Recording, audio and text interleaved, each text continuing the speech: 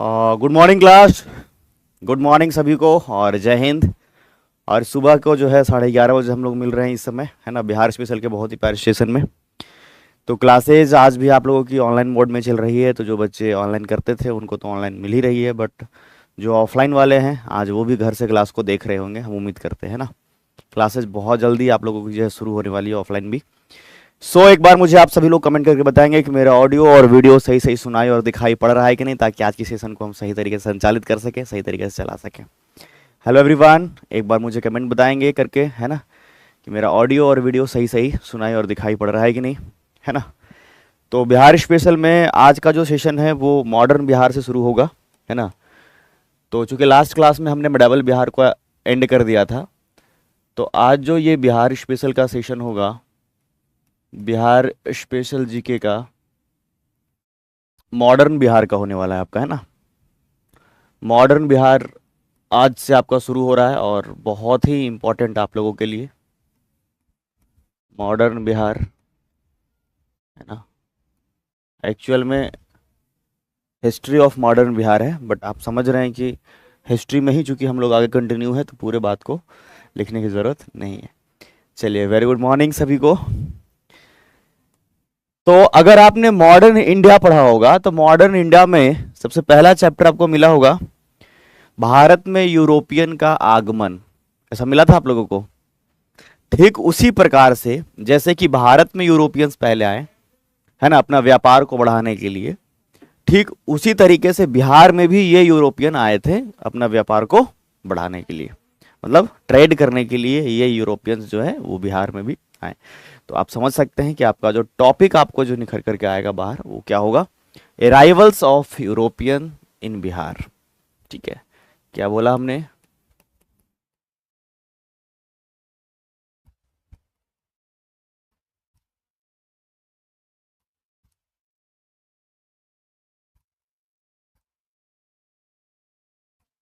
ठीक है। बिहार में यूरोपियन का आगमन या फिर यूरोपियन ट्रेडर्स भी आप कह सकते हैं, क्योंकि ये लोग व्यापार करने ही आ रहे हैं। ठीक है, तो एक और वर्ड हम जोड़ लेंगे इसमें, ठीक है, इन बिहार।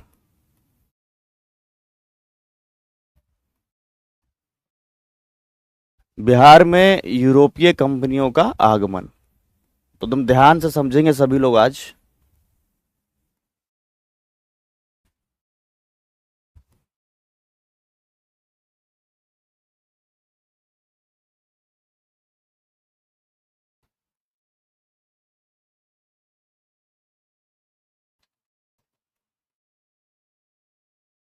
ध्यान से समझिएगा। तो जैसे देश में ये यूरोपियन आए ट्रेड करने के लिए, व्यापार करने के लिए, उनको लगा कि भारत में मसाला खास करके बहुत अधिक है, वस्त्र, सूती वस्त्र जो है उसका व्यापार कर रहे हैं। तो जहाँ जहाँ जिस क्षेत्र में इनको लगता था कि हमें ये व्यापार करना चाहिए, तो ये लोग व्यापार को लेकर के यूरोपियंस लालायित रहते थे, मतलब देवर सो मच इंटरेस्टेड कि हाँ हमें इस जगह से जा कर के ये ट्रेड करना है। तो बिहार में भी कुछ चीज़ें ऐसी रही होगी, तभी तो यह जो है व्यापार करने आया। हम बात कर रहे हैं आपसे 17th of the century, 17th of the century, 17वीं शताब्दी। ठीक है, 17वीं सदी। और इस समय की बात किया जाए तो बिहार के क्षेत्र में ये ट्रेडर्स आ रहे हैं। हालांकि अगर देश की बात करें तो आपको पता होगा कि 1498 में ही, है ना, पुर्तगीज आ चुके हैं देश में। लेकिन हम केवल बिहार की बात करेंगे आपसे कि बिहार में क्यों आ रहे हैं, कब आ रहे हैं। तो 17वीं सदी है लगभग, और इस समय जो है ये यूरोपियंस जो है वो बिहार के क्षेत्र में आना प्रारंभ कर दिए। अब बात यह है कि सर ये बिहार में आ रहे हैं तो क्या क्या व्यापार करने वाले हैं, या फिर क्या क्या करना शुरू कर रहे हैं। बात समझ में आ रही है, या आखिर ये बिहार में आएगा अगर तो व्यापार यहां भी करेगा। तो इस समय जो सबसे बड़ा केंद्र था जो बिहार था, वो व्यापार में एक खास वस्तु का है। देखिएगा कौन सा वस्तु है। अच्छा, सभी लोगों को बराबर से सुनाई और दिखाई पड़ रहा है कि नहीं, बताना मुझे, कोई दिक्कत तो नहीं है ना। तो ये आपका बिहार यहां, और इस हिस्से की यदि बात किया जाए, इस बिहार की अगर बात किया जाए तो सोरा का नाम सुना है आपने? सोरा साल्ट पीटर, है ना। सोरा को लेकर के ये लोग बड़ा लालायित थे। साल्ट पीटर, सोरा। सोरा एक विस्फोटक पदार्थ होता है, जैसे जो गन पाउडर बनता है, गन पाउडर, तो उसके लिए इसका इस्तेमाल होता है। तो ये यूरोपियन जो है बड़ा ज्यादा चाहेगा कि हमें व्यापार करे, और सोरा कहाँ मिल रहा है? तो बिहार, खास करके बिहार में जो छपरा आपको दिखता है ना। तो जब अंग्रेजों ने जब व्यापार शुरू कर दिया, तो सारण में जो छपरा आपको दिखता है, छपरा इसका प्रमुख केंद्र था। इवन कि एक प्रश्न जो है आपसे पूछा जा सकता है। तो पूरे बिहार के हैं, और बिहार में भी अगर स्पेशल कहा जाए तो याद रखना है आपका कि जो छपरा है, हालांकि मैं यहाँ पर बताना नहीं चाह रहा था, लेकिन फिर भी चलिए ठीक है, ठीक है। छपरा समझ में आ रहा है? छपरा जो है इसका एक प्रमुख केंद्र था सोरा उत्पादन का। हालांकि पूरे बिहार से हो रहा है, लेकिन ज्यादा इस क्षेत्र से चुकी है, इसलिए हमने कह दिया। तो सोरा के साथ साथ और क्या व्यापार करता था सर? सोरा तो कर ही रहा है। सोरा के साथ साथ ध्यान से समझिएगा, सूती वस्त्र का व्यापार करता था। सूती वस्त्र, है ना, जो कॉटन क्लॉथ हो सकते हैं। और सर और क्या कर सकता है ये लोग? ये लोग चीनी का, शुगर, चीनी का व्यापार करते थे। नील का व्यापार करते थे। अफीम, किसका बात कर व्यवहार करते थे? अफीम का, ओपियम, यानी कि अफीम का व्यापार करते थे। ये सभी वस्तुएं इसको कहां से मिल रहा है? तो बिहार से मिल रहा है। तो 70th ऑफ द सेंचुरी, 17वीं सदी में यूरोपियन का, जितने भी यूरोपियन ट्रेडर्स हैं, है ना, ये व्यापारी हैं अलग अलग देश के, चाहे पुर्तगीज की बात करें, डच की, ब्रिटिश की या फ्रेंच की, तो सबको लगा कि बिहार से हमें ये सभी वस्तुएं चूंकि मिल रही है, तो ये सब व्यापार उसने किया। हाँ, सबसे प्रमुख केंद्र अगर कहा जाएगा कि सबसे ज्यादा जो है वो ललायित रहते थे, या फिर सबसे अधिक जो इन लोगों ने इंटरेस्ट दिखाया, तो वो साल्ट पीटर, यानी कि सोरा का जो है वो आपके व्यापार करने में। उसके अलावे सूती वस्त्र का व्यापार यहां से करते थे, चीनी यानी शुगर का करते थे, ठीक है, ओपियम यानी अफीम का। अच्छा, दो, अगर एक से अधिक दूसरा याद रखने की जरूरत पड़े तो याद रखिएगा आपका, एक तो सोरा और दूसरा मेन जो है आपका अफीम, ठीक है। एक बार आप लोग कमेंट करके मुझे बता दीजिए कि मेरा ऑडियो आप तक पहुंच पा रहा है कि नहीं सही से, क्योंकि मुझे वो दिख नहीं रहा है। तो अगर नहीं दिख रहा है तो थोड़ा सा मुझे समझ में नहीं आ रहा है कि चीजें सही से चल रही कि नहीं। पता चला कि दूसरे बैच में तो नहीं चला गया, है ना। तो जो बोरिंग रोड का बैच है सुबह में, उसी बैच में बच्चे क्लास देख रहे हो ना आप लोग? एक बार मुझे बताना है। गुड मॉर्निंग सभी को, गुड मॉर्निंग। तो अगर बात किया जाए तो अफीम का, चीनी मिट्टी का, चीनी का, है ना, आपको हमने बताया कि सूती वस्त्र है और सोरा है। क्लियर है? सबको समझ में आ गया? No sir. अरे मुझे बताओ, आप किस बैच में, मतलब आप 70 वाला बैच में ही होगा ना? देखना ये सही सही बैच में, आप देखिएगा एक बार जा रहा है कि नहीं, मुझे लग रहा है।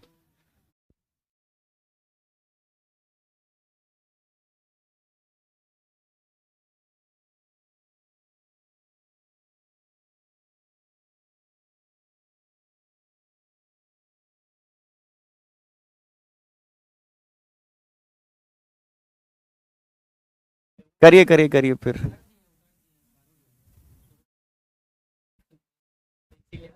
नहीं, ऑफलाइन ऑनलाइन दोनों क्लास करेगा जो वहाँ वाला बच्चा है। हाँ, ऐसा है। अच्छा अच्छा, कोई बात नहीं। चलिए, तो आप लोगों ने इस बात को समझा होगा। अब हम बात करते हैं यहाँ पर कि जिस प्रकार से इंडिया में ये यूरोपियंस आ रहे हैं, तो बिहार में आखिर कौन कौन आया है और क्रम क्या है इन लोगों का आने का। तो सबसे पहले जो बिहार में आने वाले हैं, तो वो जैसे देश में आपके पुर्तगीज थे, तो बिहार में भी सबसे पहले जो आने वाला है वो पुर्तगीज, ठीक है।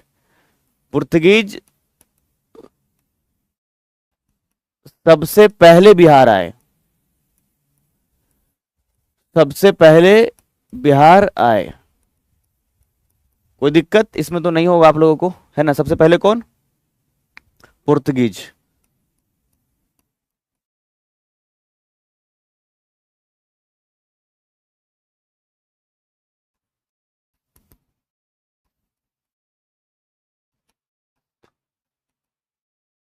Portuguese comes first in Bihar, सबसे पहले कौन? लेकिन पुर्तगालियों ने बिहार में कोई कंपनी या फैक्ट्री स्टैब्लिश नहीं किया। तो उस समय चूंकि ये भी था कि जो बिहार है वो हिस्सा हुआ करता था जो है बंगाल प्रेसिडेंसी का। तो इसमें क्या है कि जो बंगाल प्रेसिडेंसी में एक जगह जिसका नाम है हुगली, तो उसी को उसने जो है केंद्र बनाया अपना, जो एक व्यापारिक केंद्र के तौर पर, है ना, एक ऐसा सेंटर जो कि ट्रेड जहां से कर रहा है, गोडाउन बना रहा है, वो हुगली को ही बनाया। तो ये बात को आपको ध्यान में रखना है कि पुर्तगीज सबसे पहले बिहार भी जरूर आए, लेकिन इन पुर्तगीजों ने बिहार में कोई फैक्ट्री नहीं डाली, कोई सेंटर नहीं बनाया, इसने हुगली को ही जो है केंद्र रखा। ठीक है, ठीक है, किसको? कि हुगली को ही केंद्र मानकर, हुगली को केंद्र मानकर व्यापार कर रहा है, हुगली को केंद्र मानकर व्यापार। बात समझ में आ रही है? तो इसका जो ट्रेड सेंटर है वो कहां है? ट्रेड सेंटर बाज हुगली है, which is situated in West Bengal. बात समझ में आ रही है आप लोगों को? इन लोगों ने केंद्र को बनाया ही नहीं बिहार में, इन लोगों ने सीधा हुगली को ही केंद्र रखा। तो सबसे पहले पुर्तगीज आए, ठीक है, लेकिन केंद्र को नहीं बनाया। अच्छा, ये लोग व्यापार क्या करते हैं? ये लोग जो व्यापार करते थे, जो ट्रेड करते हैं, इसमें मेनली याद रखना है आपको, एक तो हमने जो बताया कि सोरा, साल्ट पीटर,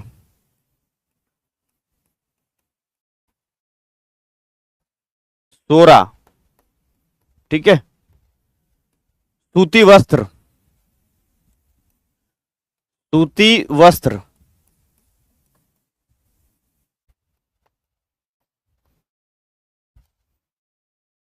बात समझ में आ रही है? ये सब व्यापार कर रहे हैं। हाँ, वो दूसरा है। तो एक तो यहां सोरा का व्यापार कर रहा है, सूती वस्त्र का व्यापार कर रहा है, ये सभी पुर्तगीज। और फिर समय थोड़ा जब चेंज हुआ तो यहाँ पे चीनी का भी, चीनी मिट्टी का भी, दोनों ही तरीके से व्यापार कर रहे हैं। तो पहला पॉइंट तो आपको याद रखना था कि बिहार में सबसे पहले, ठीक है, अगर यूरोपियन की बात किया जाए तो पुर्तगीज सबसे पहले बिहार आए।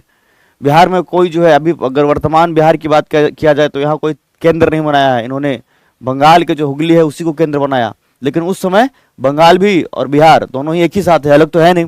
तो हम सेंटर की बात करेंगे अगर, तो हुगली याद रखना है। ठीक है, चलिए आगे बढ़ते हैं। और पुर्तगीज के बाद जो आए वो डच है। कौन है? डच। डच। जितनी पॉइंट को हम बता रहे हैं बस उसको याद करते चलिए क्लास में ही, तभी आपका जो है वो थोड़ा ठीक रहेगा एग्जाम तक के। डच के विषय में अगर कहा जाए तो 1632 में इसने पटना में अपनी फैक्ट्री स्थापित किया। 1632 में पटना में डचों ने अपनी फैक्ट्री स्थापित किया। यह प्रश्न बहुत बार पूछा गया है, ठीक है।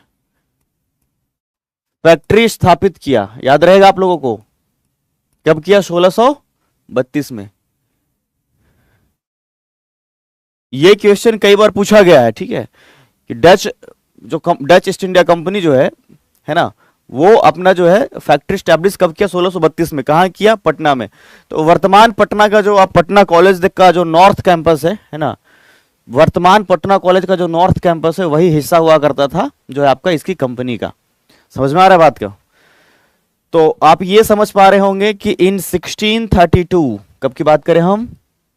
इन 1632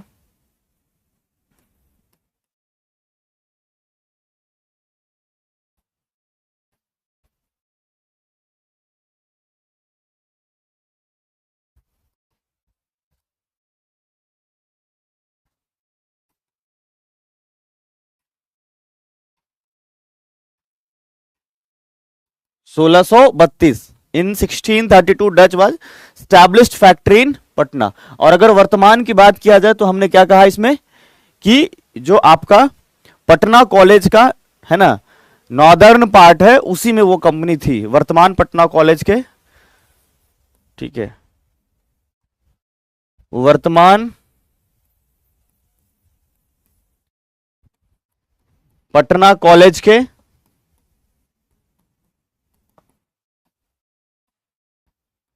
उत्तरी भाग, ठीक है,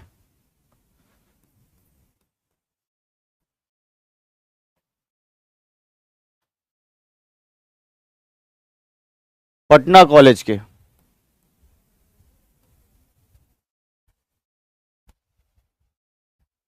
बात समझ में आई?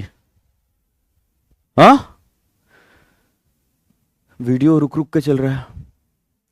तो 1632 में डचों ने अपनी फैक्ट्री को स्थापित किया है पटना और पटना के उत्तरी हिस्से में, और डचों ने बहुत अच्छे से जो है अपना व्यापार किया। और ये भी अगर बिहार से कहा जाए तो सोरा यानी साल्टपीटर का व्यापार कर रहा है, साथ साथ में अफीम, है ना, अफीम के साथ साथ चीनी मिट्टी, चीनी, नील, नील तो बहुत बाद में खैर हुआ, लेकिन ये सभी व्यापार ये यहाँ से कर रहे हैं। याद रहेगा आपको, क्योंकि हमने पहले इस बात को आपको पहले बता दिया है कि व्यापार जो है वो कौन कौन कर रहे हैं। ये जितने भी यूरोपियंस की बात करेंगे तो इनका जो व्यापार है वो व्यापार में मेनली जो होता है सूती वस्त्र है, चीनी है, अफीम यानी ओपियम है ना, सूती वस्त्र कॉटन क्लॉथ है ना, यही सारे इनके व्यापार हैं।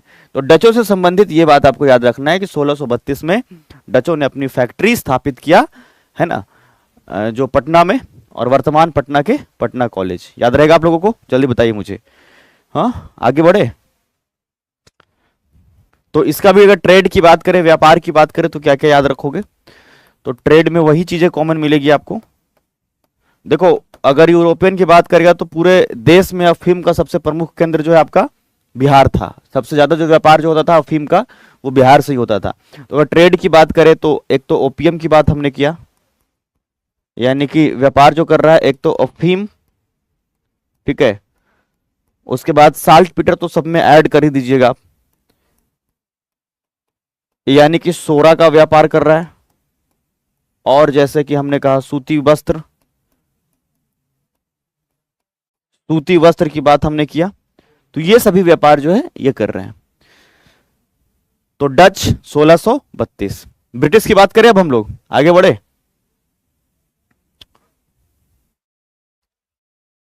ब्रिटिश,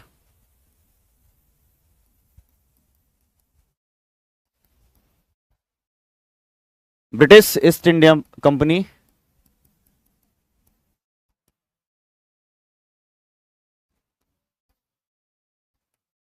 इन बिहार।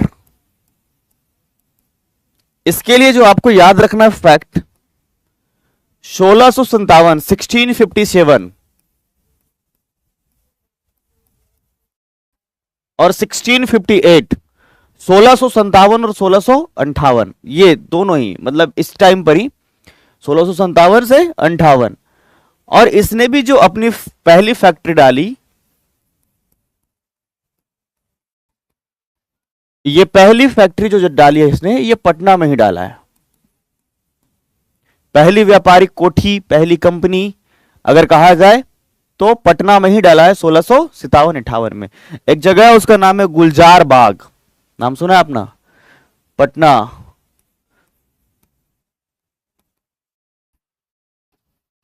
गुलजार बाग। तो इस लाइन को अगर कहें तो कैसे आप कहोगे कि अंग्रेजों ने, है ना, अपनी पहली फैक्ट्री जो बिहार में स्टैब्लिश किया है 1657-58 में, पहली फैक्ट्री जो है वो पटना के गुलजार बाग में, है ना, वर्तमान जो गुलजार बाग आपको दिखता है उसी जगह पर इसने अपनाया। समझ में आया सभी को? अब अगर अंग्रेजों की पहली फैक्ट्री तो समझ में आ गया, अंग्रेजों ने अपनी पहली फैक्ट्री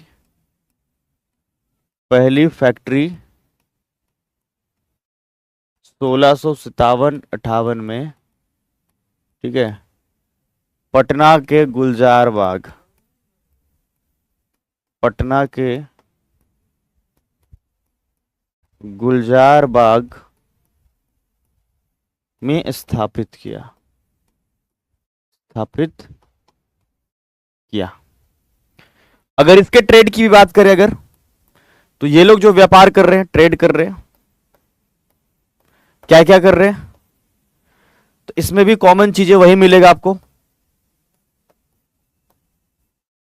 साल्टपीटर को तो रखना ही रखना है। सोरा, सोरा क्या है? विस्फोटक पदार्थ है ना, जिसमें उन्होंने बताया कि गन पाउडर या फिर अगर बारूद बॉम्ब बन रहा है तो उसके भी पाउडर के रूप में इस्तेमाल ये होता है।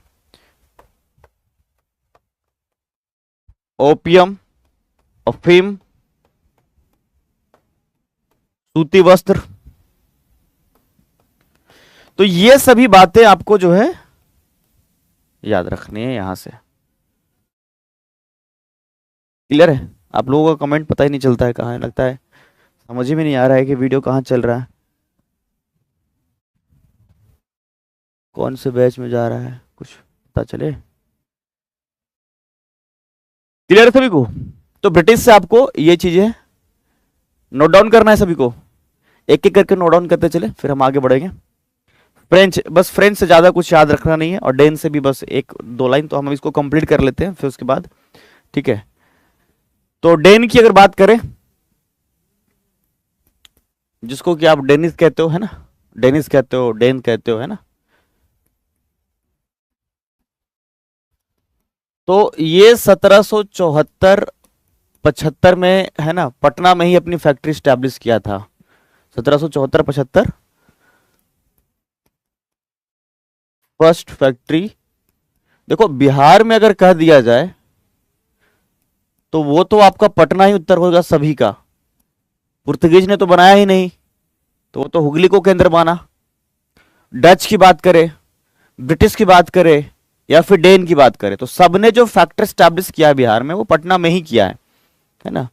और अगर फ्रेंच की बात करें तो फ्रेंच ने स्टैब्लिश नहीं किया है, ये व्यापार कर ही नहीं रहे हैं ऐसे, मतलब यहां केंद्र बना करके कोई फैक्ट्री बनाया नहीं इसने पटना में। फिर ये भी जो है वो केंद्र के रूप में बंगाल को ही रखा है, बंगाल के कुछ हिस्से, और इसने पटना में कोई फैक्ट्री या फिर बिहार में, अभी वर्तमान बिहार में नहीं। तो एक बार सभी लोग इसको समझेंगे, एक बार लास्ट में आपने समझा ना। अगर डेन की बात करें तो 1774-75, 1774-75 फर्स्ट फैक्ट्री पटना, ठीक है, याद रखना है आपको। चलिए क्लियर है? तो अब जो है थोड़ा नोट डाउन करते चलेंगे सभी लोग। सबसे पहले हिस्ट्री ऑफ मॉडर्न बिहार, इसको पहले आप टाइटल देंगे, आप लोग हेडिंग देंगे, हिस्ट्री ऑफ मॉडर्न बिहार, ठीक है। टॉपिक होगा अराइवल्स ऑफ यूरोपियंस ट्रेडर्स इन बिहार, बिहार में यूरोपीय कंपनियों का आगमन। अराइवल्स ऑफ यूरोपियन ट्रेडर्स इन बिहार, सब लोग नोट डाउन करते चलेंगे आगे, ठीक है। देखो शॉर्ट नोट्स भी आप बना सकते हो, कोई दिक्कत की बात नहीं है। जब मैं बोर्ड पर लिखता हूं तो ये आप शॉर्ट नोट्स बना सकते हैं, ऐसा नहीं कि नहीं बनेगा, ठीक है। आप लोग शॉर्ट नोट्स यहां से बना सकते हैं, तो अभी शॉर्ट नोट से बना दीजिए जो ज्यादा अच्छा रहेगा आपके लिए, ज्यादा कुछ लिखने की जरूरत ही है नहीं। तो लिखिएगा, in 17th century Bihar was also centre of European traders. 17वीं सदी, 17वीं सदी यूरोपीय कंपनियों का, 17वीं सदी में यूरोपीय कंपनी का एक प्रमुख केंद्र के रूप में बिहार रहा।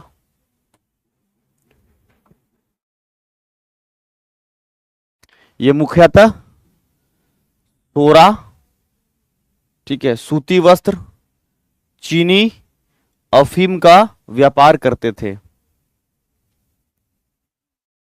शॉर्ट पे लिखते चलेंगे सभी लोग, व्यापार करते थे। क्लियर है? तो आप लोग भी नोट डाउन करेंगे इंग्लिश वाले, है ना, कि अगर इनके ट्रेड की बात किया जाए तो साल्ट पीटर है ना, कॉटन क्लॉथ, शुगर, ओपियम यानी कि अफीम, दे वर ट्रेडिंग ऑल दिस थिंग्स। यहां से नोट डाउन कर लेंगे, हो जाए तो बता दीजिएगा। आप कोशिश करिए कि थोड़ा शॉर्ट में ही बना, क्योंकि ऑनलाइन क्लास चल रहा है तो थोड़ा आपका टाइम भी सेव होगा, बचेगा।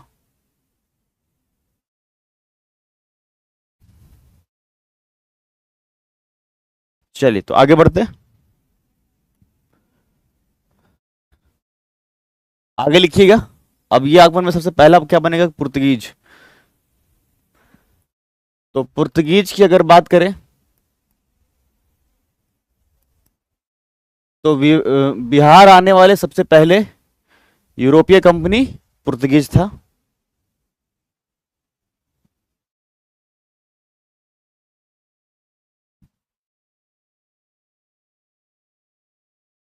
बिहार आने वाले पहले यूरोपीय कंपनी कौन था? पुर्तगीज था।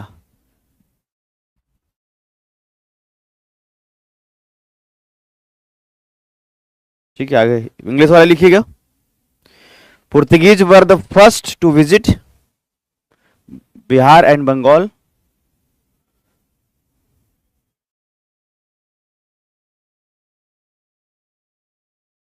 पुर्तगीज सबसे पहले बिहार आए। हिंदी वाले लिखिएगा। अब तो क्या शॉर्ट नोट्स हमने लिख दिया है प्रॉपर, आप चाहे तो यहां से लिख नोट डाउन कर सकते हैं, मुझे नहीं लगता है कि बोलने की जरूरत पड़ेगी। ठीक है, नेक्स्ट पॉइंट में लिखिएगा। पुर्तगालियों ने हुगली को केंद्र बनाकर बिहार के क्षेत्र में व्यापार स्थापित किया। इंग्लिश वाले लिखिएगा। पुर्तगीज ट्रेड सेंटर बाज हुगली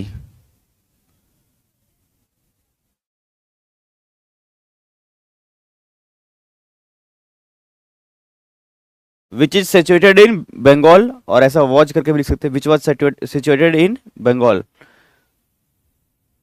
ओके कह रहा है, मत बोलिए, ऐसे लिख लेंगे। बहुत बढ़िया। अब इसमें लिख लेना, ट्रेड क्या करता है? व्यापार। और व्यापार में नोट डाउन करो दोनों। अब इसमें हिंदी और अंग्रेजी दोनों लिखा हुआ ही है, आप शॉर्ट में ही लिख ले तो कोई दिक्कत की बात नहीं है। ठीक है, साल्ट पीटर यानी सोरा, कॉटन क्लॉथ्स यानी सूती वस्त्र। उसके बाद आप चीनी को भी लिख सकते हैं इसमें, हालांकि ये थोड़ा सा बाद में हुआ है। हो गया? हो जाए तो बता दीजिएगा मुझे, फिर हम आगे बढ़ेंगे।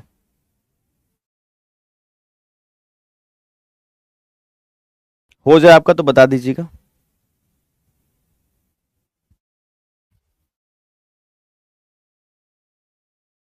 चलो डन, बहुत बढ़िया हो गया। तो चलिए आगे लिखिएगा। डच।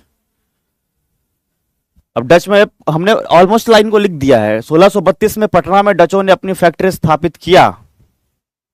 ठीक है, 1632 में। इन 1632 Dutch established first factory in Patna. ठीक है, एक ही था। लिखिए इसको, नेक्स्ट में लिखिएगा। वर्तमान पटना कॉलेज के उत्तरी भाग में स्थित था। It was situated in northern part of Patna college.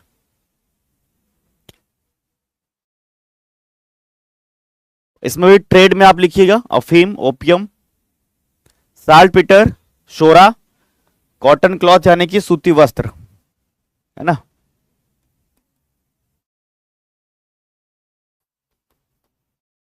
सूती वस्त्र।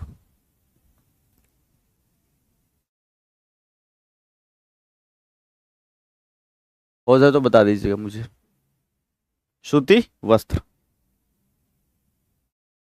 आज हिस्ट्री की क्लास हुई थी सुबह? बताना मुझे। इतिहास की क्लास हुई है सुबह में, हिस्ट्री की?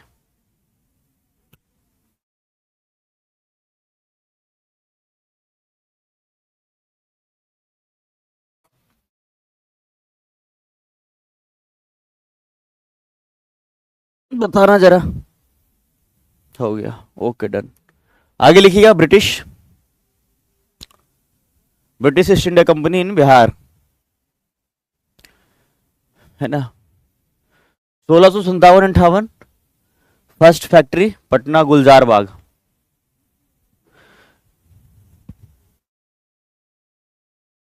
In 1657, British established first factory in गुलजार बाग, पटना। 1657-58 में अंग्रेजों ने अपनी पहली फैक्ट्री गुलजार बाग, पटना में स्थापित किया।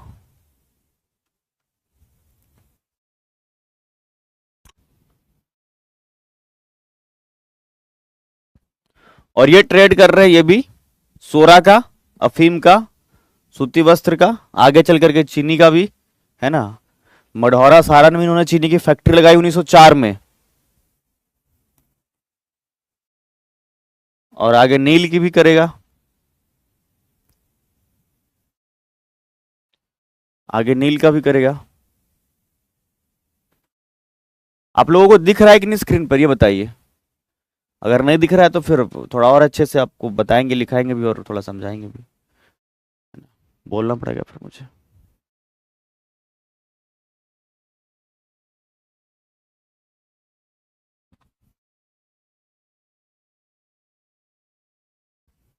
क्लियर है?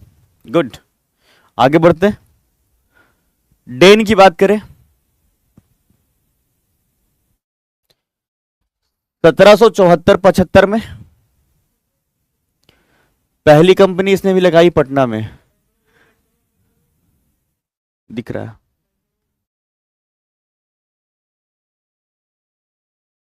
फ्रेंच ने तो कुछ स्टैब्लिश ही नहीं किया है ना, तो इसमें जो आप लाइन लिखोगे अच्छे से लिख लो। इन 1774, ठीक है, डेंस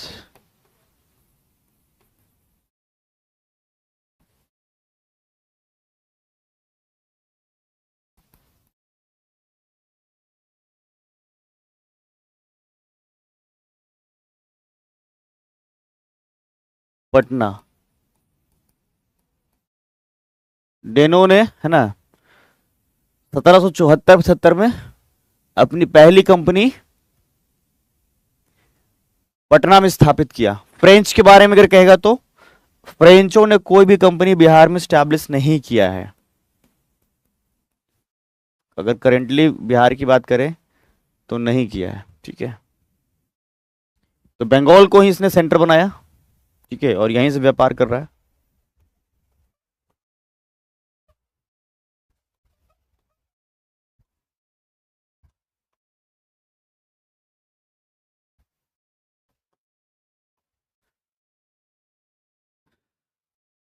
चलिए, क्लियर है सभी को? बहुत बढ़िया। तो आगे बढ़े।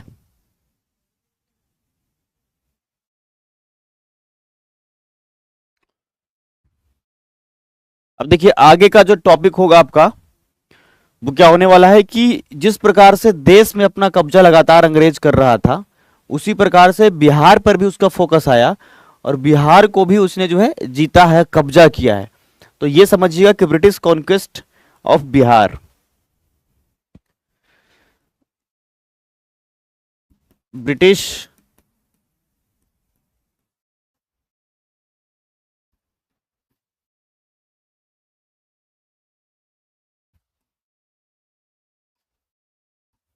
क्या, अंग्रेजों का बिहार पर कब्जा कैसे कैसे होता है जरा ध्यान से समझिए, पूरी कहानी को सुनिएगा। अंग्रेजों का बिहार पर कब्जा,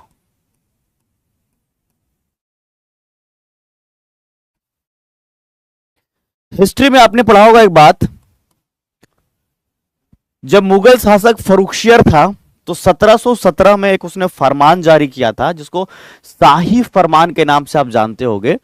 और उस फरमान के तहत यह हुआ कि अगर 3000 वार्षिक देता है ये अंग्रेज, तो वो बंगाल से एकदम से मतलब कि टैक्स फ्री व्यापार कर सकता है पूरे 1 वर्ष के लिए, मात्र 3000 वार्षिक देने पर। बात समझ में आ रही है आपको? कब? 1717 में। और यहीं से जो है थोड़ा लत लगा अंग्रेजों को कि हम क्यों ना फ्री में ही व्यापार करते रह जाए। बात समझ में आ रही है? क्योंकि एक बार जब जिस किसी बच्चे को पैसा दे दो आप, तो उसको लत लग जाता है कि हमें फिर से पैसा देगा, फिर से पैसा मिलेगा, फिर से पैसा मिलेगा, उम्मीद भी करता है वो। और ये समझिएगा कि 1717 17।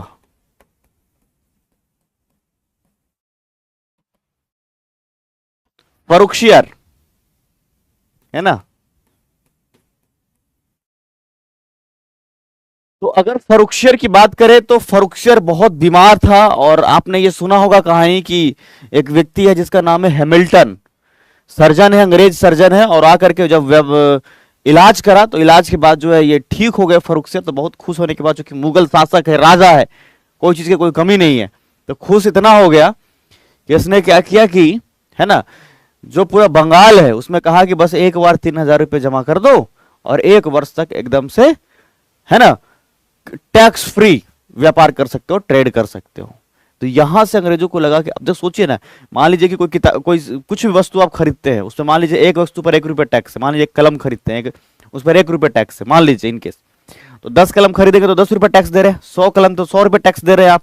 लेकिन अगर आपसे ये कहे कि 100 रुपये एक बार टैक्स दे दो और उसके बाद जितना कलम खरीदना है खरीदो, सब टैक्स फ्री रहेगा, तो क्या आप 100 कलम खरीदिएगा कि 100 से अधिक खरीदिएगा? जाहिर सी बात है अधिक खरीदेंगे आप। समझ में आ रहा है? तो अगर 3,000 अंग्रेज दे रहा है तो इसका मतलब ये थोड़े ना कि जितना 3,000 के लिए जितना वस्तु हो सकता था टैक्स, उतना ही ट्रेड करेगा, उससे कई गुना अधिक करेगा, और यहीं से जो है उसको एक लत लगेगा। तो 1717 फरुखसियर, और ये शाही फरमान के रूप में आप जानते हैं, जिसको इतिहास का मैग्ना कार्टा भी कहा जाता है, शाही फरमान, शाही फरमान। और इसी से जो है अंग्रेजों को जो है लत लगा कि पूरे बंगाल में जो है ट्रेड, है ना, वो टैक्स फ्री होगा, टैक्स फ्री, है ना।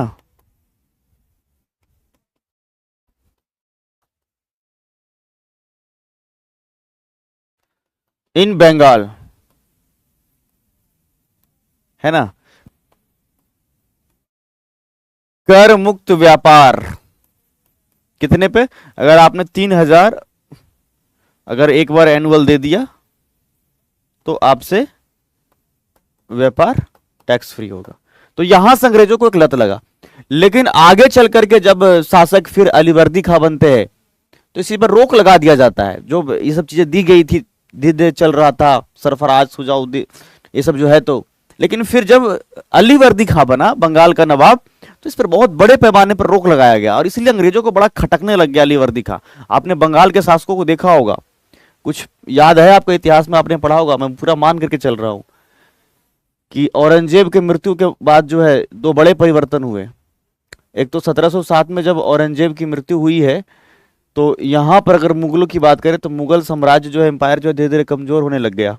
ठीक है, तो मुगल एम्पायर जो कमजोर होने लग गया, ठीक है, लाओ पी लेते हैं पानी, प्यास भी लगा। हाँ, चाय ले आना।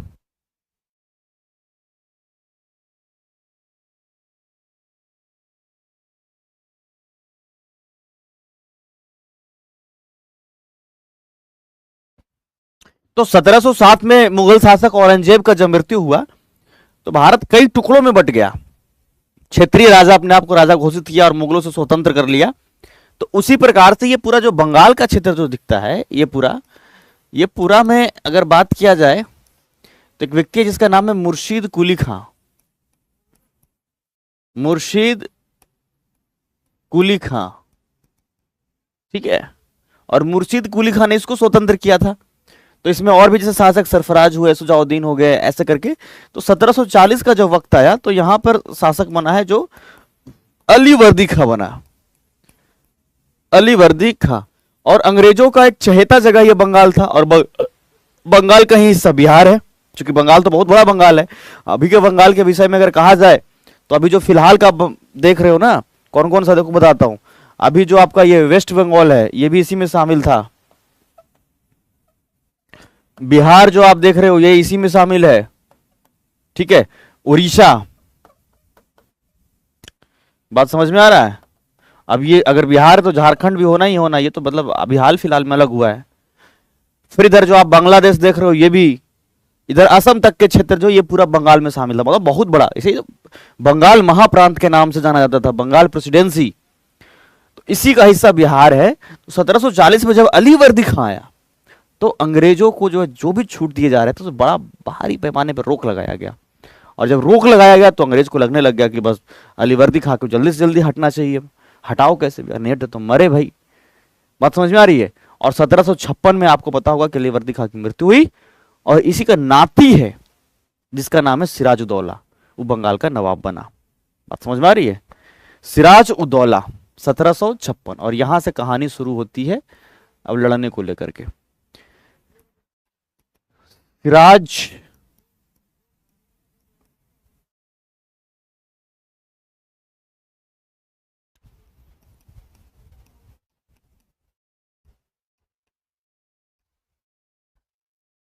1756 में बंगाल का नवाब बना।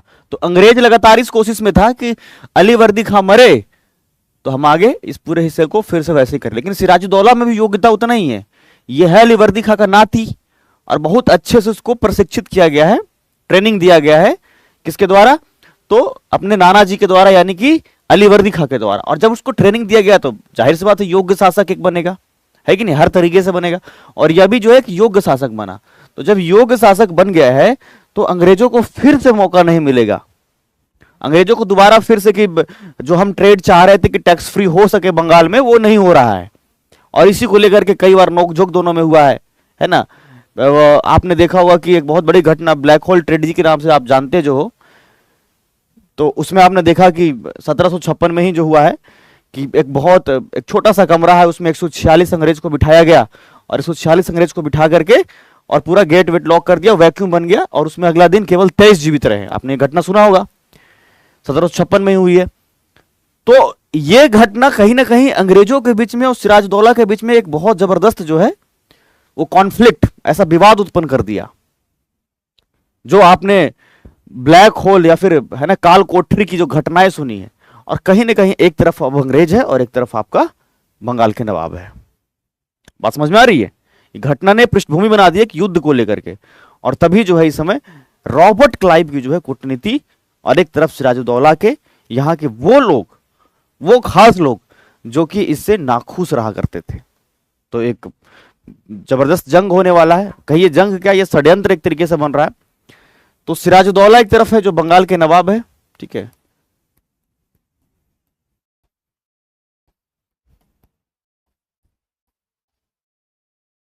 और एक तरफ अब आ गए हैं रॉबर्ट क्लाइव। ध्यान से समझिएगा, 56 में इन्होंने बना, राजा बना, नवाब बने, रॉबर्ट क्लाइव। रॉबर्ट क्लाइव अब ये समय समझिए कि जब पृष्ठभूमि बन चुका है आपका युद्ध का, तो 1757 और battle of Plassey,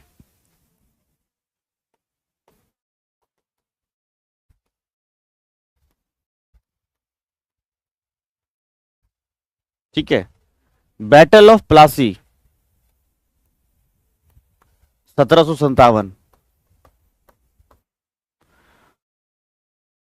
Robert Clive कूटनीति करते हुए पूरा तोड़ दिया बंगाल को, और इस समय जो नवाब है सिराजुद्दौला, इसके मेन सेनापति जो था मीर जाफर, इसको अपने पक्ष में कर लिया, है ना। यह है सिराजुद्दौला का ही जो है सेनापति है, पूरा मिलिट्री पावर जो है उसका हेड है मीर जाफर, और इसको अपने पक्ष में कर लिया रॉबर्ट क्लाइव। कहानी आपने सुना होगा, आपने पढ़ा भी होगा, लिखा भी होगा। हम जब दोबारा क्लास ओपन होगा तो फिर से बताएंगे भी, ऐसा नहीं कि नहीं बताएंगे, बस एक बार दिमाग में आप सेट रखिए। मीर जाफर, और मीर जाफर को अपने पक्ष में कर लिया रॉबर्ट क्लाइव।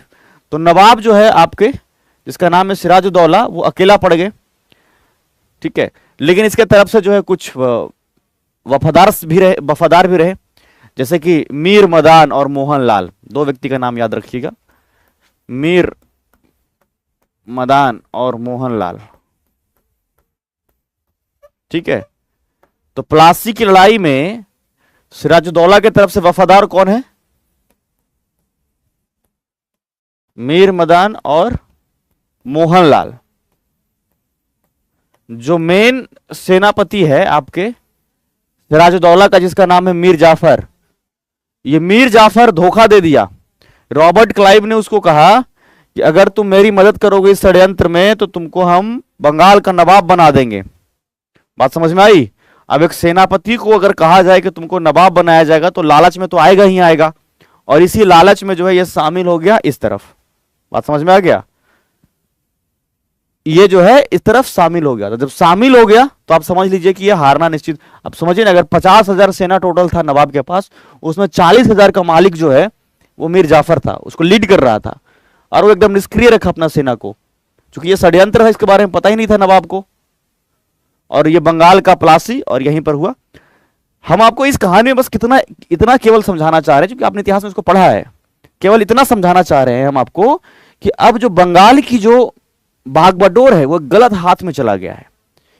इसमें षड्यंत्र में सफल हो गए अंग्रेज, और जब सफल हो गए हैं तो मीर जाफर को वादे के मुताबिक जो है बंगाल का नवाब बना दिया गया 1757 में। समझ में आ गई? 1757 में प्लासी की लड़ाई के बाद, है ना, बंगाल का नवाब कौन बना? बंगाल का नवाब मीर जाफर। लेकिन मीर जाफर के अंदर योग्यता नहीं है, आप खुद समझ सकते हैं। क्यों नहीं है सर? अगर ये योग्यता होता तो धोखा ही नहीं देता।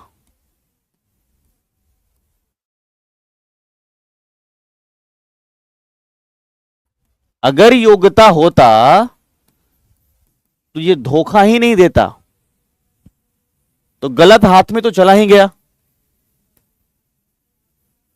और यहीं से अंग्रेजों का दोहन पूरा शुरू हो जाएगा। केवल 3 साल, केवल 3 साल तक ही आगे शासक रह सके, नवाब रह सका मीर जाफर। मीर जाफर खुद इस बात को कह रहा है कि हमसे ही बंगाल नहीं संभलेगा। ठीक है, आप समझ रहे कि नहीं समझ रहे हैं? अब सोचो कोई शासक, कोई राजा कहे कि हमसे ही प्रदेश नहीं संभलेगा, कितना निंदनीय बात है। क्योंकि अंग्रेज इस तरीके से कर ही रहा है, इसके साथ में सारे पैसा खजाना अपने पक्ष में कर रहा है, जहां खर्च करवाना चाह रहा है वहां। मात्र 3 साल में बंगाल हो गया कंगाल। 1757 से 60 तक, 1757 से 1760 तक, और एकदम बंगाल की स्थिति कंगाल। बंगाल में कुछ बचा ही नहीं। जिस तरीके से चाह रहे अंग्रेज, उस तरीके से इसको लीड कर रहा है, अपना चला रहा है। बस 1 सेकंड मुझे दीजिएगा। मात्र 3 वर्ष में बंगाल हो गया कंगाल। तो जब ऐसी स्थिति हुई तो इस समय क्या कह रहा है खुद जो है मीर जाफर, हम नहीं संभाल सकते, लेकिन हमारा एक दामाद है जो बहुत समझदार है, बहुत चालाक है, और हमको लगता है वो बंगाल संभाल लेगा। तो उसने जो नुमाइश की है उसके अनुसार अंग्रेजों ने भी कहा अगर तुम रहो चाहे कोई रहे, हमको क्या करना है, हमको तो केवल तुमको मोहरा के रूप में रखना है। और 1760 में जो है, ये 1757 से 60 तक कौन रहा? मीर जाफर रहा। 1757 से 60, 1757 से 60 जो है, 1757 से 60 में जो है आपका मीर जाफर। अब एक बार क्रम से जो है आप देख लीजिएगा बंगाल के नवाब को, जो हम यहां बता देते हैं, ठीक है, एकदम बढ़िया से, तो आपको याद हो जाएगा एकदम बढ़िया से। समझ में आ गया? सबसे पहले आप याद रखिए 1717 में जो अलग किया है मुर्शिद कुली खां। जो आपको याद रखना है मेनली हम उसी को बता देंगे। मुर्शिद कुली खां 1717 से लेकर के 27 तक के लगभग ये रहे। ठीक है, फिर सरफराज सुजाउद्दीन, याद करने की आपको जरूरत नहीं, सीधे आप आगे याद करोगे। अली वर्दी खां, अली वर्दी खां, और ये आपके जो है 1740 से लेकर के 1755 तक के, 56 तक के।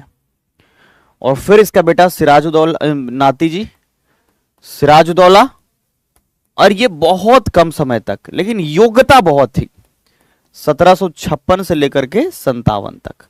और 57 में आपने देखा रिमोट वाली सरकार बन चुकी है। और अब मीर जाफर, मीर जाफर मैं इस तरफ लिख दूं, यहां से आप इधर देख लेना, मीर जाफर। और मीर जाफर की अगर बात किया जाए तो 1757 से 60। फिर इन्हीं का दामाद जिसका नाम है मीर कासिम, लेकिन मीर कासिम के अंदर योग्यता बहुत है। 1760 से 63 तक ये भी रहा, क्योंकि अंग्रेजों ने हटा दिया, ज्यादा योग्य है भाई। ज्यादा योग्यता होने की वजह से भी अंग्रेजों को दिक्कत है कि अपना ही भलाई करेगा, प्रदेश का भलाई करेगा, जबकि अंग्रेज थोड़े ना प्रदेश का भलाई चाहता है, वो तो अपना भलाई चाहता है। उसको बंगाल से थोड़े कोई हमदर्दी है, उसको खुद जितना ज्यादा वो अपने ट्रेड को, व्यापार को बढ़ा सके, इसमें उसकी जो है दिलचस्पी है। तो मीर कासिम को फिर हटाया गया 63 में, और फिर जो है कहा कि नहीं यही ठीक है, रिमोट वाला सरकार ही। और मीर जाफर को जो है वो दोबारा बनाया गया, और 63 से 65 तक। एक बार बस ध्यान में इसको रख लेना है, बाकी आगे याद रहेगा, कोई दिक्कत की बात नहीं। फिर मृत्यु इसका, और इसका बेटा है जिसका नाम है नजमुद्दौला, और ये 1765 में। और फिर तो इसके बाद स्थिति इतनी गंभीर हो गई जब द्वैत शासन बंगाल में शुरू हुआ कि कहना ही नहीं। चलो देखो इसको एक बार ध्यान से देखना। मुर्शीद कुली खां, बंगाल के नवाब, ऊपर लिख करके इसको नोट डाउन भी कर सकते हैं आप। बस 2 मिनट देना। चलिए तो एक बार ना आप शॉर्ट में आप नोट डाउन करते ही चलें थोड़ा, है ना, मुझे भी थोड़ा सा वक्त मिल जाएगा। यहां से इसके पहले शॉर्ट में ही करें, कोई दिक्कत नहीं है। जब क्लास ओपन होगा तो हम इसको बता भी देंगे थोड़ा एक्सप्लेन करके। ब्रिटिश कॉन्क्वेस्ट ऑफ बिहार, अंग्रेजों का बिहार पर कब्जा। और ये थोड़ा शॉर्ट में ऐड करते चलेंगे कि 1717 में जो ये शाही फरमान,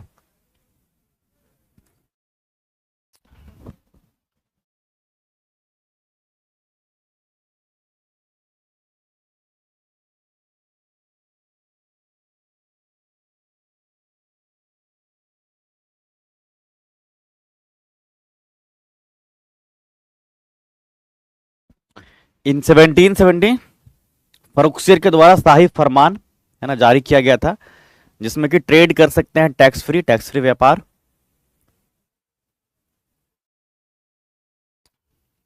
समझ में आया?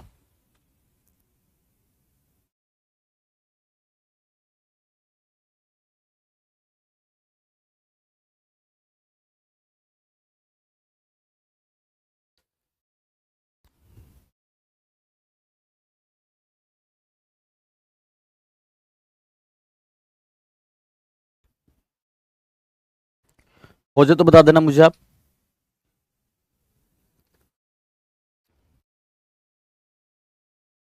आगे बढ़े, चलिए इसको कर लीजिए आप थोड़ा शॉर्ट में नोट डाउन।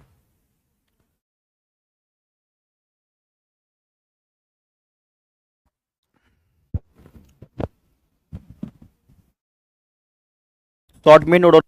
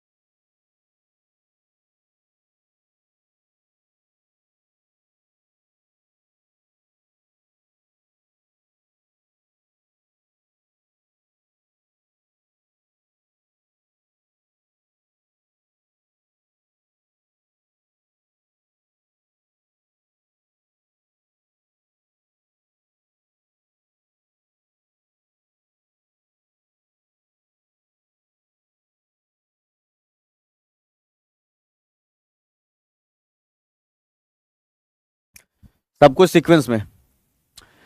चलिए तो अगर बात किया जाए, हम उम्मीद करते लिख लिए होंगे आप, है ना, तो 1757 से 60 तक मीर जाफर, और ये स्थिति एकदम गंभीर कर दिया, एकदम खराब कर दिया। इधर मिटा दूं, एकदम से स्थिति खराब कर दिया गया किसके द्वारा? तो स्थिति खराब कर दिया गया जो है वो मीर जाफर के द्वारा। तो अब जो 1760 में जब मीर कासिम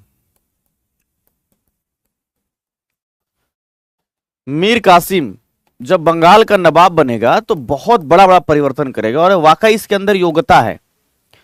सबसे पहले मीर कासिम ने इस बात को रीड कर लिया कि वैसा जगह जहां पर अंग्रेजों का वर्चस्व अधिक है, राजधानी बंगाल की वही है, और इसलिए हमें कुछ करने को मौका नहीं मिल रहा है। तो सबसे पहला परिवर्तन क्या कर दिया कि जो बंगाल की राजधानी मुर्शिदाबाद था, जहां अंग्रेजों का वर्चस्व अधिक है, वो लीड कर रहा है। बोला इसको तो पहले हटाओ राजधानी, उसके नजर के सामने कुछ भी करेंगे तो दिक्कत होगा। तो उसने राजधानी को मुर्शिदाबाद से मुंगेर किया। क्यों किया? कि अंग्रेजों के हस्तक्षेप से बच सके। ठीक है, अंग्रेजों के हस्तक्षेप से बच सके। कुछ टाइम और दे देते सर। अच्छा ठीक है, फिर से लिखा देंगे, ठीक है। तो सबसे पहला परिवर्तन जो इसने किया है, क्योंकि यह आप समझिए कि एक योग्य शासक है, एकदम योग्य शासक है। तो जब योग्य शासक है तो आप समझ सकते हैं कि परिवर्तन भी ढंग का करेगा। तो पहले नंबर पर आप इसमें याद रखिए क्या हमने कहा कि जो राजधानी है, कैपिटल है बंगाल का, वो कैपिटल को इन्होंने चेंज कर दिया। और कहां कर दिया? Murshidabad to Munger transferred.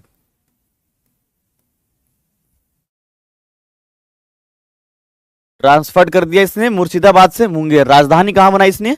तो राजधानी इसने बनाया मुंगेर को। कारण क्या है कि अंग्रेजों के हस्तक्षेप से बचना है। उसके आंख के सामने मान लीजिए किसी व्यक्ति को किसी बात से एलर्जी है और उसी के सामने तुम जा, किसी को आइसक्रीम आइसक्रीम खाना मतलब मना है घर में, उसको पूरा कोल्ड हो रखा, सर्दी जुकाम हो रखा, तुम उसी के सामने जा करके आइसक्रीम खाओगे तो एक आध घूंसा लगा भी देगा।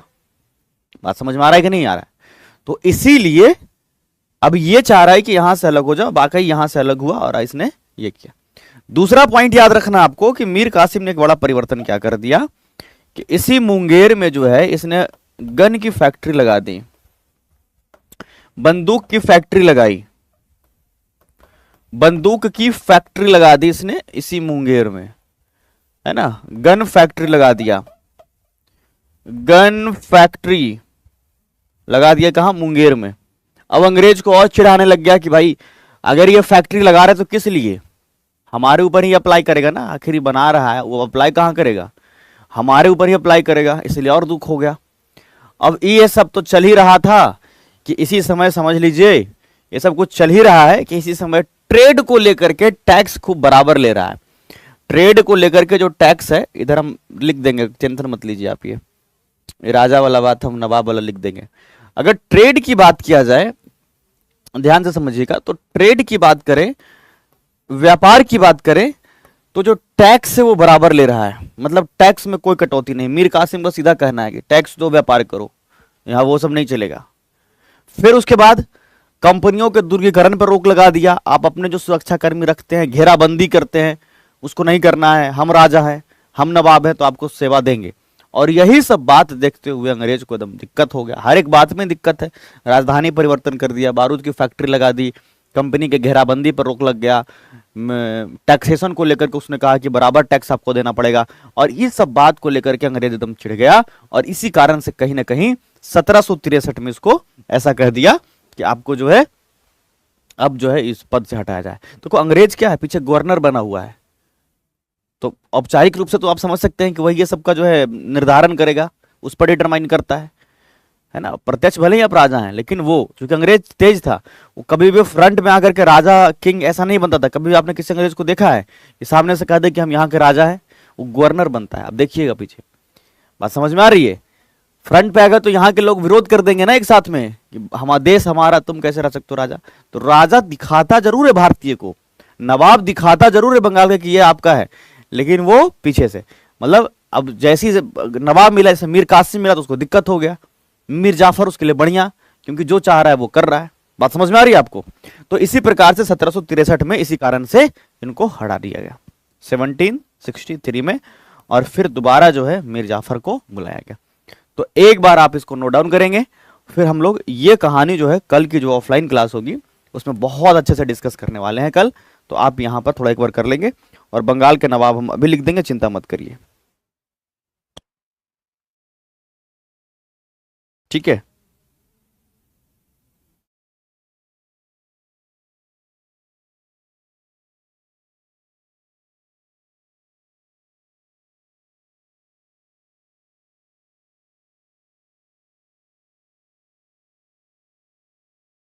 बात समझ में आई?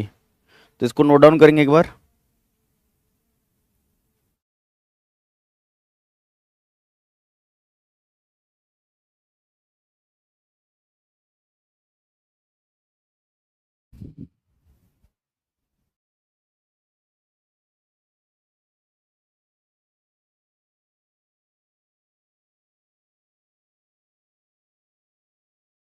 हो गया?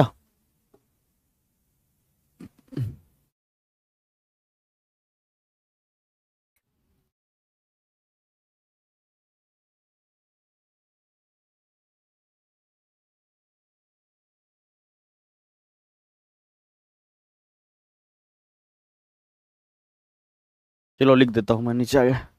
नवाब ऑफ बंगाल, आप इसमें याद रखना, ठीक है।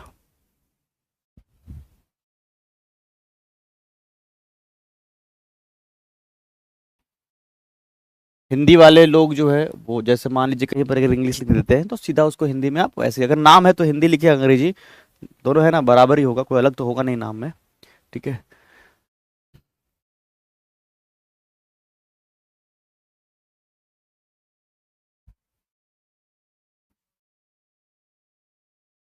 तो इसमें आपको कंफ्यूज होने की कोई जरूरत नहीं है। तो पहला हमने बताया इसमें मुर्शीद कुली खां, मुर्शीद कुली खां 1717 से लगभग 27 तक ये रहे थे, है ना। उसके बाद जो याद रखना है आपको सीधा अली वर्दी खां,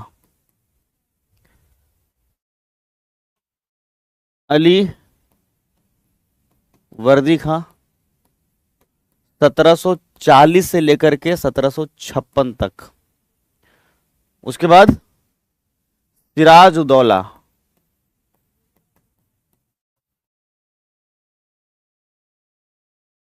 1756 से लेके 57 तक, ठीक है। और उसके बाद मीर जाफर, मीर जाफर 1757 से 1760 तक, ठीक है। फिर उसके बाद मीर कासिम, अभी आपने पढ़ा, और मीर कासिम 1760 से लेकर के 1763 तक।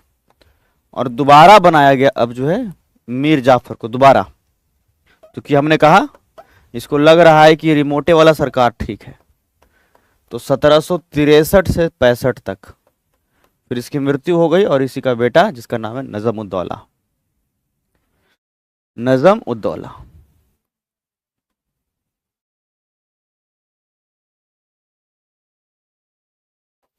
1765 से लेकर 2 वर्ष 1767 तक रहा, ठीक है। फिर आगे इस समय जो है डुअल गवर्नमेंट द्वैत शासन बंगाल में लगा, तो स्थिति बहुत जर्जर हो गई।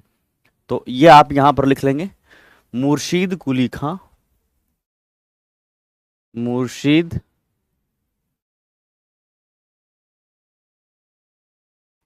ठीक है, अली वर्दी खां, बीच में और है जैसे सरफराज वगैरह, तो आपको याद करने की जरूरत नहीं, प्रभावी नहीं रहा, ठीक है, तो इसीलिए हम आपको बता भी नहीं रहे। सिराज उद्दौला,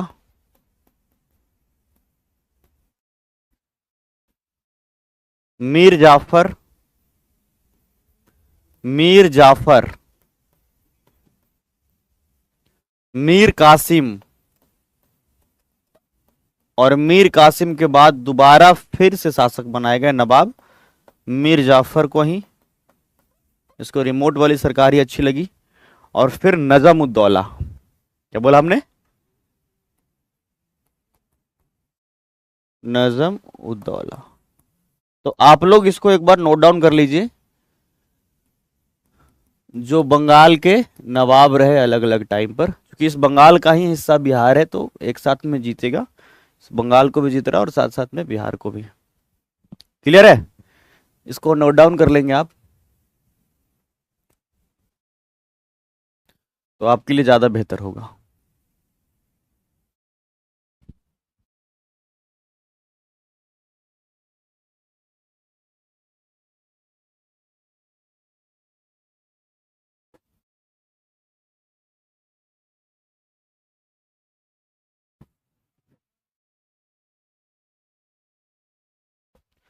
क्लियर है सभी को, एक बार कमेंट करिए, जब हो जाए तो आप बता दीजिएगा मुझे, ठीक है। जब हो जाए आपका तो आप मुझे बता दीजिएगा कि सर नोट कर लिया। नवाब ऑफ बंगाल मतलब बंगाल का नवाब।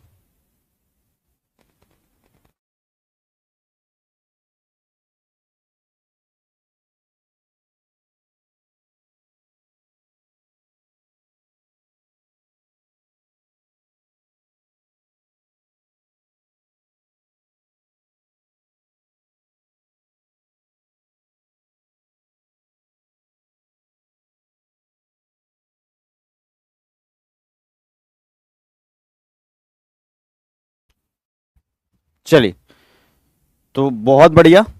तो सेशन को आज के लिए हम यहीं रखेंगे और फिर हम आपसे कल मिलेंगे और एक अच्छी क्लास होगी थोड़ा लंबे अरसे के बाद कल। और चूंकि दोबारा से कल आपकी ऑफलाइन क्लासेज होगी है ना, तो थोड़ा हम विस्तार से इस पर और चर्चा करेंगे कल की क्लास में, है ना। आज के लिए इतना ही। बहुत बहुत धन्यवाद आप लोगों को भी जुड़ने के लिए और सभी को बाय बाय, जय हिंद, थैंक यू।